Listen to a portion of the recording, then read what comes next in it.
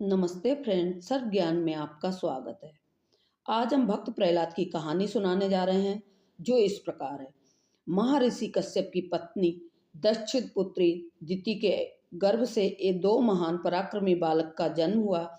इसमें से बड़े का नाम हिरण्याकश्यप और छोटे का नाम हिरण्याक्ष था। दोनों भाइयों में बड़ी प्रीति थी। दोनों ही महाबली, अमित पराक्रमी और आत्मबल संपन्न थे। दोनों भाइयों ने युद्ध में देवताओं को पराजित करके स्वर्ग पर अधिकार कर लिया। एक समय जब हिरण्याकश्यप ने पृथ्वी को रसातल में ले जाकर छिपा दिया, तब भगवान विष्णु ने 12 अवतार लेकर पृथ्वी की रक्षा के लिए हिरण्याकश्यप का वध किया। अपने प्रिय भाई हिरण्याकश्यप के वध से दुखी होकर हिरण्याकश्यप ने दैत्यों को प्रजा पर अत्याचार करने की आज्ञा देकर स्वयं महेंद्राचल पर्वत पर चला गया। वह भगवान विष्णु द्वारा अपने भाई की हत्या का बदला लेने के लिए ब्रह्मा जी की घोर तपस्या करने लगा। इधर दैत्यों के राज्य को राजविहीन देखकर देवताओं ने उन पर आक्रमण कर दिया। दैत्यगण इस युद्ध में पराजित हुए और पाताल लोक को भाग गए। देवराज इंद्र ने हिरण्याकश्यप के महल में प्रवेश करके उनकी पत्नी कयादु को बंदी बना लिया। उस समय कयादु गर्भवती थी, इसलिए इंद्र उसे साथ लेकर अमरावती की ओर चले जाने लगे। रास्ते में उनको महर्षि नारद से भेंट हो गई। नारद जी ने पूछा, देवराज इसे कहाँ ले जा रहे हो? इंद्र ने कहा, देव ऋषि, इसके गर्भ में हिरण्याकश्यप का अंश है, उसे मार कर इसे छोड़ दूंगा। यह सुनकर नारद जी ने कहा, देवराज इसके गर्भ में बहुत बड़ा भगवत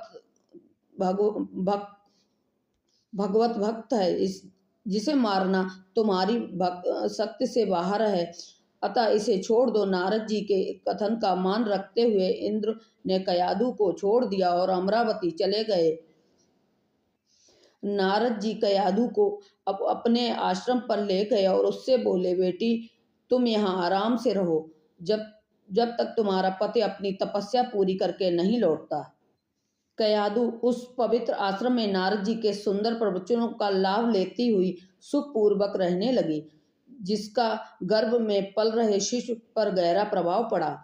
समय होने पर कयादु ने एक पुत्र को जन्म दिया, जिसका नाम प्रहलाद रखा। इधर हिरण्याकश्यप की तपस्या पूरी हुई और वह ब्राह्मण जी से मनचाहा वरदान लेकर वापस अपनी राजधानी चला आया। कुछ समय के बाद कयादु भी प्रहलाद को लेकर नारद जी के आश्रम से राजमहल में आ गई। जब प्रहलाद कुछ बड़े हुए तब हिरण्याकश्यप ने उनके शिक्षा का व्यवस्था की। प्रहलाद गुरु के सानिध्य में शिक्षा ग्रहण करने लगे। एक दिन हिरण्याकश्यप अपने मंत्रियों के साथ सभा में बैठा हुआ था। उसी समय प्रहलाद अपने गुरु के साथ वहां आए। प्रहलाद को प्रणाम करते देखकर हिरण्याकश्यप ने उसे अपनी गोद में बैठाकर दुलार किया और कहा, बस तुमने अब तक अध्ययन में निरंतर तत्पर रहकर जो सीखा है उसमें से कुछ अच्छी बात सुनाओ। तब प्रहलाद बोले, पिताजी मैंने अब तक जो कुछ सीखा है उसका सारांश आपको सुनाता हूँ, जो आदि मध्य और अंत से रहित है। अजन्मा, वृद्धि, क्षय से शून्य और अच्युत है, समस्त कारणों के कारण, तब जगत में के स्थित और अंतकर्ता श्री हरि को प्रणाम करता हूँ। अरे दुर्बुद्धि ब्राह्मण, यह क्या है? तूने मेरी अवज्ञा करके इस बालक को मेरे परम शत्रु की स्तुति से युक्त शिक्षा कर दे दी है। गुरु जी ने कहा, दैत्यराज आपको क्रोध के वशीभूत नहीं होना चाहिए। आपका पुत्र मेरी सिखाई हुई बात नहीं कह रहा है। हिरण्याकश्यप बोला, बेटा प्रहलाद तुम बताओ, यह शिक्षा किसने दी है? तुम्हारे गुरुजी कहते हैं कि मैंने तो इसे ऐसा उपदेश दिया ही नहीं है। प्रहलाद बोले, पिताजी हृदय में स्थित भगवान विष्णु ही तो हैं, संपूर्ण जगत के उपदेशक हैं। उनको छोड़कर और कौन किसी को कुछ सिखा सकता है? हिरण्याकश्यप बोले, अरे मूर्ख, जिस विष्णु का तू निशांक होकर स्तुति कर रहा है वह मेरे सामने कौन है? मेरे रहते हुए और कौन परमेश्वर कहा जा सकता है? फिर तू मौत के मुख में जाने की इच्छा क्यों बार बार ऐसा बक रहा है? ऐसा कहकर हिरण्याकश्यप ने प्रहलाद को अनेकों प्रकार से समझाया, पर प्रहलाद के मन से हरि के प्रति भक्ति और श्रद्धा भाव को कम नहीं कर पाया। तब अत्यंत क्रोधित होकर हिरण्याकश्यप ने अपने सेवकों से कहा, अरे यह बड़ा दुरात्मा है, इसको मार डालो। अब इसके जीने से कोई लाभ नहीं है, क्योंकि यह शत्रु प्रेमी है, तो अपने कुल का ही नाश करने वाला है। हिरण्याकश्यप की आज्ञा पाकर उनके सैनिकों ने प्रहलाद को अनेक प्रकार से मारने की चेष्टा की, पर उनके सभी प्रयास श्री हरि की कृपा से असफल हो जाते। उन सैनिकों ने प्रहलाद पर अनेक प्रकार के अस्त्र शस्त्रों से आघात किए, पर प्रहलाद को कुछ नहीं हुआ। उन्होंने प्रहलाद के साथ हाथ पैर बांधकर समुद्र में डाल दिया, पर प्रहलाद भी फिर भी बच गए। उन सबने प्रहलाद को अनेकों विषैली सांपों से डसवाया और पर्वत शिखर से गिराया। भगवत कृपा से प्रहलाद को कुछ नहीं हुआ। रसोइयों के द्वारा विष मिला हुआ भोजन देने से प्रहलाद बच गए। जब प्रहलाद को मारने से सब प्रकार प्रयास विफल हो गए, तब हिरण्याकश्यप के पुरोहित ने अग्निशिखा के समान प्रज्वलित शरीर वाली कृत्या उत्पन्न कर दी। उस अति भयकारी कृत्या ने अपने पैरों से पृथ्वी को कंपित करते हुए वहां प्रकट होकर बड़े क्रोध से प्रहलाद जी को छाती में त्रिशूल से प्रहार किया, पर उस बालक की छाती में लगते ही वह तेजोमय त्रिशूल टूटकर नीचे गिर गया। उन पापी पुरोहितों ने उसे निष्पाप बालक पर कृत्या का प्रयोग किया, इसलिए कृत्या ने तुरंत ही उन पुरोहितों पर वार किया और स्वयं को नष्ट कर दिया। अन्य प्रचलित कथाओं के अनुसार कृत्या के स्थान पर होलिका का नाम आता है, जिसे अग्नि में न जलने का वरदान प्राप्त हुआ है। होलिका प्रहलाद को अपनी गोद में लेकर प्रज्वलित अग्नि में प्रवेश कर गई, पर ईश्वर की कृपा से प्रहलाद को कुछ भी नहीं हुआ और होलिका जलकर भस्म हो गई। उन पापी पुरोहितों ने उससे निष्पाप बालक पर कृत्या का प्रयोग किया, इसलिए कृत्या ने तुरंत ही उन पुरोहितों पर वार किया और स्वयं को नष्ट हो गई। अन्य प्रचलित कथाओं के अनुसार कृत्या के स्थान पर होलिका का नाम आता है, जिसे अग्नि में जलने से वरदान प्राप्त हुआ है। होलिका प्रहलाद को अपनी गोद में लेकर प्रज्वलित अग्नि में प्रवेश कर गई और ईश्वर की कृपा से प्रहलाद को कुछ भी नहीं हुआ और होलिका जलकर भस्म हो गई।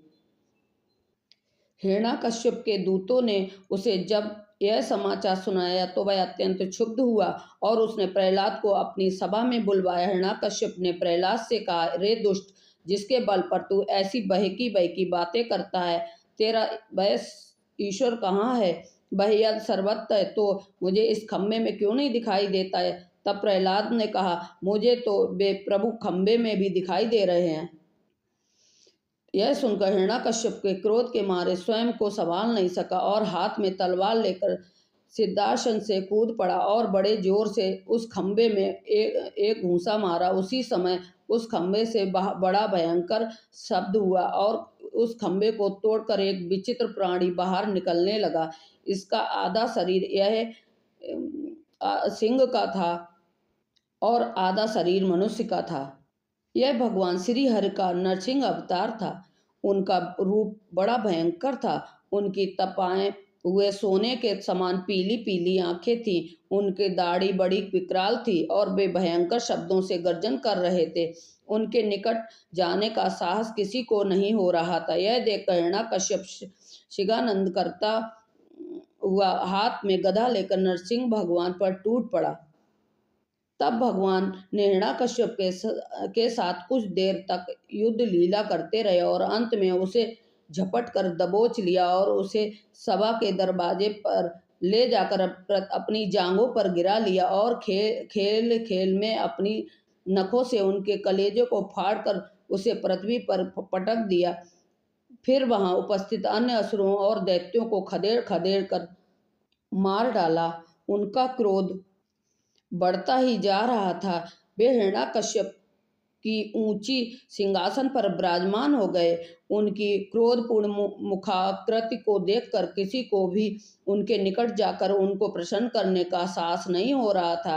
हिरण्याकश्यप की मृत्यु का समाचार सुनकर उस सभा में ब्रह्मा, इंद्र, शंकर और सभी देवगण, ऋषि मुनि, सिद्ध, नाग, गंधर्व आदि पहुंचे और थोड़ी दूरी पर स्थित होकर सभी ने अंजलि अंजलि बांध पर कर भगवान की अलग अलग से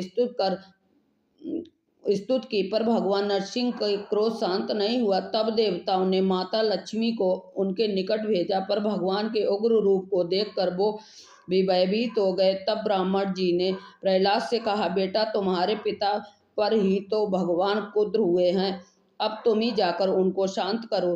तब प्रहलाद भगवान के समीप जाकर हाथ जोड़कर साष्टांग भूमि पर लेट गए और उनकी स्तुति करने लगे।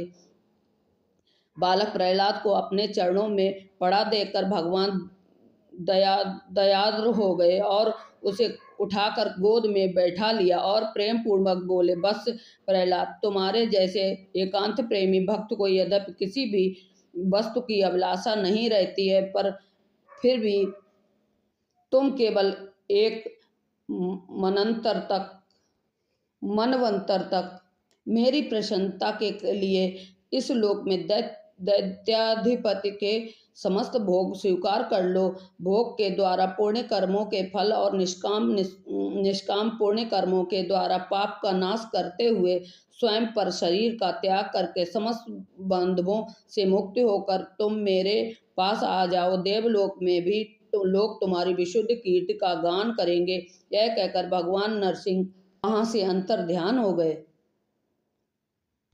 विष्णु पुराण में पराशर जी कहते हैं, भक्त प्रहलाद की कहानी को जो मनुष्य सुनता है उसके पाप शीघ्र नष्ट हो जाते हैं। पूर्णिमा, अमावस्या, अष्टमी और द्वादशी को इसे पढ़ने से मनुष्य को गोदान का फल मिलता है। बोल भक्त प्रहलाद की जय। तो आज के लिए बस इतना ही।